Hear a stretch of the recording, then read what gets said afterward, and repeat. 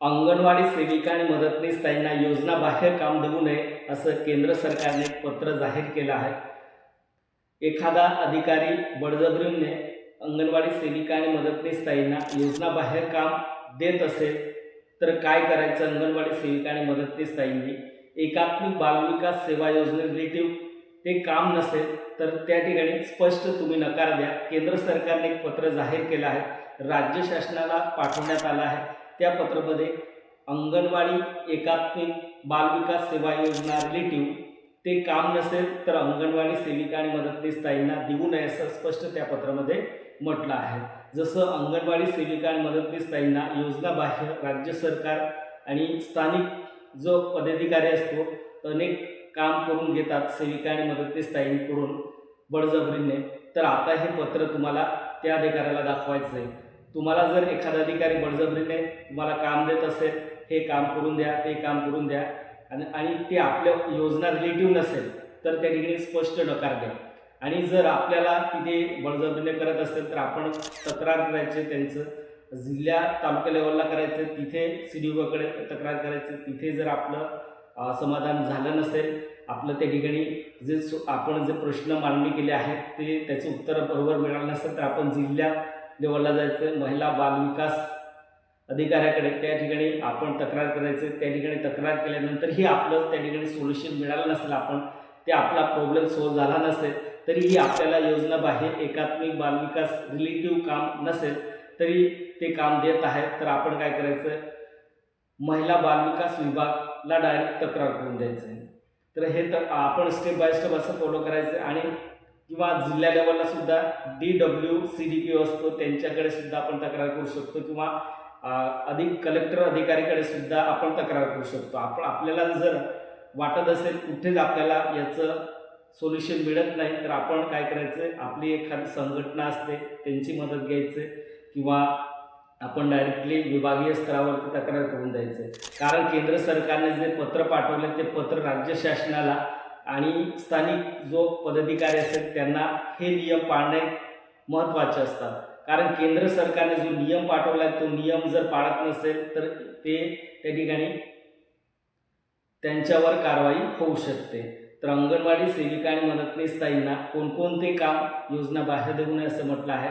तर बघा, निवडणूक असते, निवडणूकचं काम असतं, संरक्षणचं काम असतं, किंवा असे विविध काम अंगणवाडी सेविका आणि मदतनीस ताईंकडून राज्य सरकार करून घेतं। पण त्या ठिकाणी कधीच विचार करत नाही की अंगणवाडीमध्ये जे काम करत आहेत, अंगणवाडी या योजनेमध्ये जे सेविका आणि मदतनीस काम करत आहेत त्यांचं ऑलरेडी भरपूर काम आहे त्यांचं, आणि इतर जर काम दिलं तर त्याच्यात काय होतं? अंगणवाडीचं कामाकडे दुर्लक्ष होते। तर अंगणवाडी सेविका आणि मदतनीस ताईंनी आणि संघटनेने वारंवार योजनाबाह्य काम देऊ नये असं निवेदन राज्य आणि केंद्र सरकारला दिलं होतं, पण केंद्र सरकारने ते निवेदनाच्या माध्यमातून एक पत्र जाहीर केलं, राज्य सरकारला पाठवण्यात आलं। आज हे पत्र पाठवण्यात आलं सुद्धा तरीसुद्धा काही ठिकाणी एखादा अधिकारी असेल ते बळजबरीने दुसरं काम एखादं काम करून घेत आहे, तर ते काम आपल्याला स्पष्ट नकार द्यायचे, आपल्याला तिथे कामच करायचं ना। आपण ज्या योजनेमध्ये एकात्मिक बालविकास सेवा या योजनेमध्ये आपण काम करत आहोत, आपलं काम करायचं। जर तो अधिकारी ऐकत नसेल तर आपल्याला त्या अधिकाऱ्याकडून एक लेखी आदेश मागायचं, एक लेखी आदेश द्या आम्हाला, त्याच्यानंतर पुढची प्रोसेस आम्ही बघू। लेखी आदेश मिळाला तर आपण 100% ते त्यांचं काम दिलेलं करू। जर देत नसेल तर आपण त्या अधिकाऱ्याला तो पत्र त्यांना द्यायचं आहे, आणि तो पत्र देऊन सुद्धा तरी प्रेशर देत असेल तर आपण लेखी आदेश देऊन घ्यायचं। लेखी आदेश घेतल्यानंतर काय होतं? तो व्यक्ती जर आपल्याला लेखी आदेश दिला तर आपल्याला ते काम करून घ्यायचं आणि त्यांच्या विरुद्ध आपण तक्रार करून द्यायचं आहे। म्हणजे या पद्धतीने आपल्याला हे योजनाबाह्य काम करायचं नाही। व्हिडिओ जास्त लॉंग होणार, त्याच्यासाठी मी शॉर्टकटमध्ये हा व्हिडिओ तयार केला आहे।